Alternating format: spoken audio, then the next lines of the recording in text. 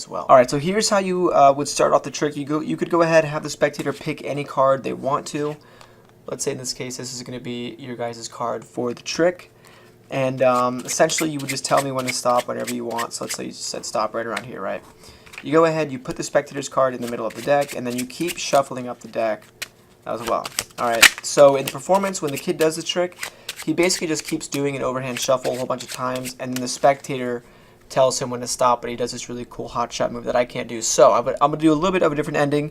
Essentially, I would have the spectators tell me when to stop for another time. Let's say we go through the deck, and they said stop right around here. Alright, so after this, after all this shuffling, you tell your spectator, okay, I have no idea where your card is. I have no breaks, right? So you go ahead, you say, alright, go ahead and tell me when to stop for another time. And let's say the spectator goes through, they say stop right around here. You take the card out, and this should be the spectator's chosen card. And that is a trick, and then I'll show you guys how to do it. Alright, so here's how you guys would be able to do the trick. So the good part is it doesn't really require a lot of sleight of hand. It just basically, the only thing is one overhand shuffle or one false overhand shuffle, and that's pretty much the entire trick, right?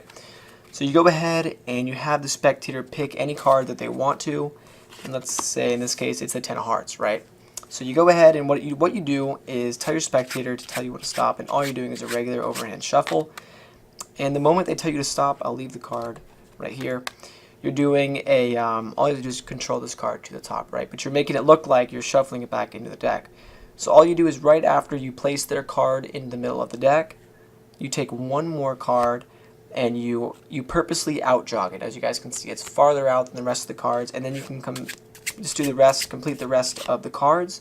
And then what you do, you can continue to overhand shuffle the cards to make it look like the cards are kind of leaning in this direction. That way they can't see from the top that you actually have this out jog card right here. So right above this out jog, all you have to do is take your thumb and your middle finger, push up into the card, and then close the grip, and that's going to cause the deck to form a break right here. And all you do is pick up from the break, and that's going to be how you bring the spectator's card to the top. So in real time, you have the spectator's card, they go ahead, they say stop.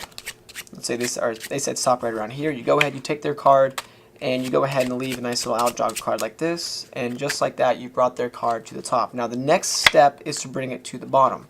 All you have to do is pull off the top card and then continue shuffling like normal.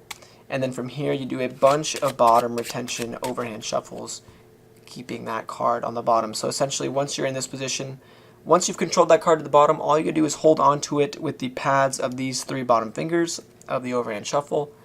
It looks like this. So you're doing a normal overhand shuffle, except for you're holding on to the bottom card right there with your 3 fingers, and it's going to stay on the bottom, and you keep doing that about 3 or 4 times. The spectators are not going to really notice you holding on to that bottom card throughout the entire shuffle. So you can do this, like I said, 3 or 4 times. And at this point in the trick, in the performance of the actual video, the kid says go ahead and tell me when to stop again, and then he does a hot shot, which, like I said, guys, I can't do personally. So I just did a slip force. But from here, what you want to do is bring the card back up to the top. So you can do you can just overhand shuffle the cards, and then don't do the bottom retention, and then just bring up that single card all the way back up to the top. And then what I did in the performance was a slip force. Essentially, with their card being on top, you make it look like you're grabbing a card from the middle, but in reality, all you're doing is just grabbing the top card, and it looks like it came from the middle. So I'll leave a link on the screen so you guys can learn how to do that. You guys can also do the Bonsai spin out production if you want to. It's completely up to you. There's tons of different productions you guys can actually do, but like I said, I'll leave a link on the screen for the spin out, or I mean not the spin out, I can do that too, but I'll leave a link for other videos that I usually post.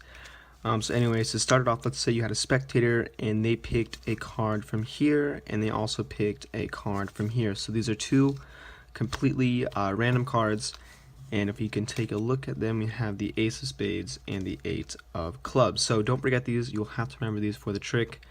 And let's say we take the 8 first, and we lose this into the middle of the deck somewhere. Going to lose it into the pack, and let's say we give the deck a couple more cuts, just like this. So we're losing your 8 into the middle, and then we're going to take your ace and do the same thing. We're going to lose it into the middle of the deck. And the whole premise of this trick is basically, as you can see, the cards are lost in the deck. What I want you to do is you can find them yourself by picking 2 cards at random, and these 2 cards are just going to so happen to be the cards that you chose from the beginning. So let's say we have the Ace of Diamonds and the 5 of Hearts. So these aren't your cards, right? But let's say if we can just take them like this, and let's see if we can't do something with them. So we take the Ace, and now we have the 8 of Clubs and the Ace of Spades. So this is a trick, guys. I hope you guys like it, and if you want to know how to do it, don't forget to stick around for the tutorial.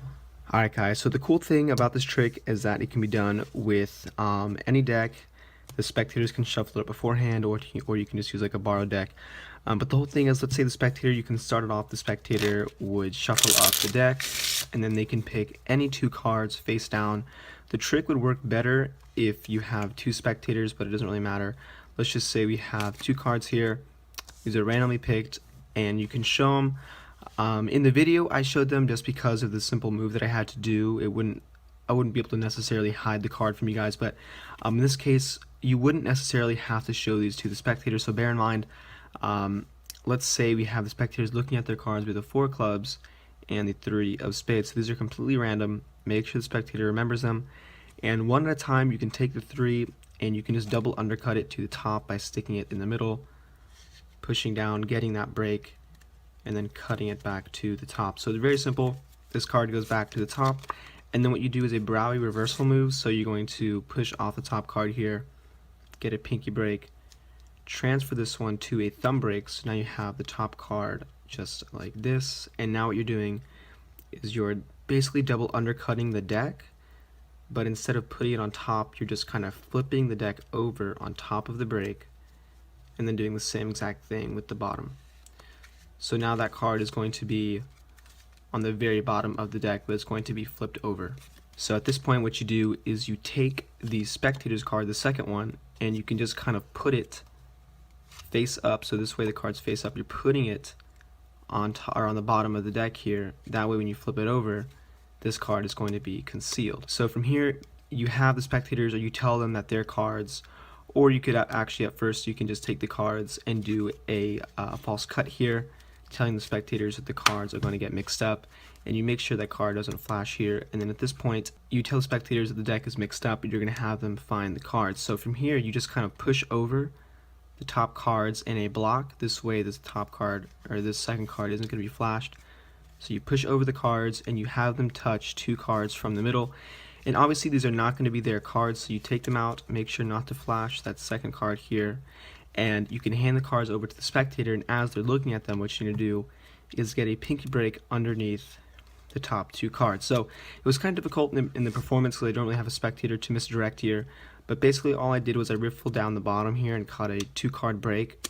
So it's very simple, and the spectators aren't going to really notice if they have these 2 cards in their hands. So they give them back, and these are not their cards, and what you do is you take them back face up, and you're going to put them on top of the break just like that. And then you take the break, you pick it up, and you just thumb over the first card, leave that on the deck, and now what you have is a 3 card packet, but obviously to the spectator they think this is 1 card. So what you're going to do is the paintbrush move. I won't go too into detail about it just because I can just leave a link and it would take way too long to go into the specifics of this, but for the most part, you're holding the cards like this with your thumb and your your index and your middle at the bottom, and all you're doing is you're going like this a few times, and you tell the spectator, okay, let's see if we can't get these cards to do something. So you just kind of paintbrush the card here, and then eventually when the cards are face to face and there's a bend in these 3 cards, you are just pushing the 2 cards down here.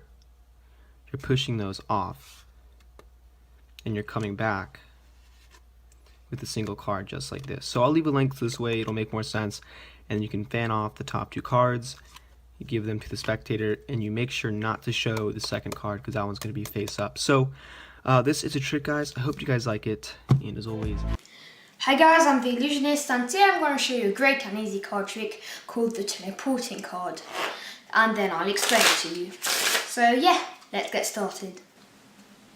First, the spectators shuffle the cards as much as they want.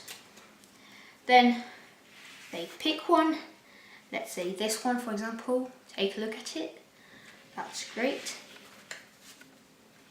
And then I will simply lose it in the deck like this. And now I'm going to take the top card, which is the 6 of spades, put it there. Normally I'd ask the spectator to put his hand on it, because I don't have any. I'll just put the box, which is a normal one, like this. And I'm going to take the second card from the top, the 2 of hearts, like this. But I'm quite jealous of you, the card you have, so I'm simply going to snap my fingers, and now look, under my hand is the 6 of spades, and under the box, nobody touched it, is your card, the Queen of clubs. So, how does it work? It's very simple. The only thing you need to know is how to do double lift. If you don't, you can check out my video. There will be a link in the description box below. So yeah, first the spectators shuffle the cards, normal shuffle.